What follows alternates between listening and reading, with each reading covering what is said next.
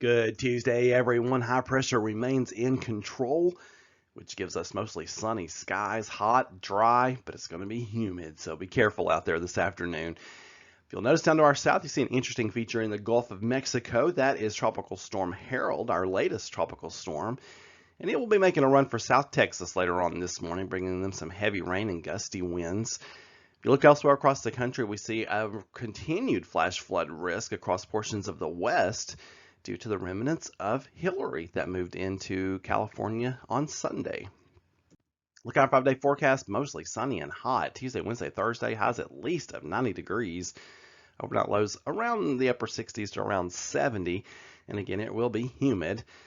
Then by Friday and Saturday, I think the ridge breaks down just enough to where we can squeeze out an isolated storm on the plateaus. Continued highs around 90 and then overnight lows around 70. Might go down to 65 Saturday night, so a little bit of a cool spell there, right? But nevertheless, we'll be looking for an isolated storm by Friday and Saturday. Chances might be a bit better on Saturday than on Friday, but we'll take any rain chance we can get, believe it or not. It's been feast or famine, hasn't it? You either can't get enough rain or we're getting way too much. And right now, we just can't get a drop. On this day in 1956, Crossville's low of 42 degrees. Established a new record for the month. That's almost frost territory, folks.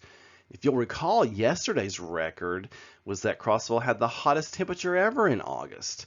On that date. So many years later, so I mean not the same year, that'd be really crazy, but not out of the question though around here. 1992 Hurricane Andrew makes landfall in southern Florida as a Cat 5 hurricane, one of only a handful to ever do so in the U.S. Winds in excess of 175 miles an hour. Folks, that's an F4 tornado. Estimated damages exceed 20 billion, more than 60 people killed, 2 million people evacuated from their homes. And we are so very thankful that storm did not make a direct hit to downtown Miami, or we'd be talking about a whole different story here.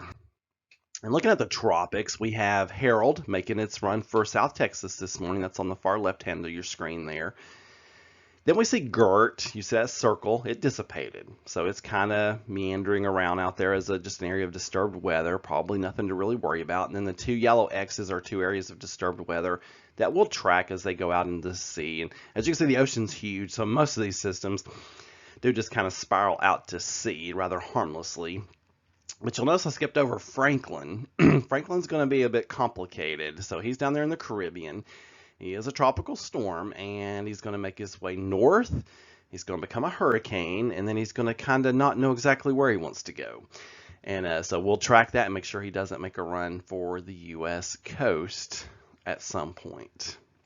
You folks have a wonderful Tuesday, and keep looking up. For more weather information, just keep reading along that blog, meteorologistmark.com.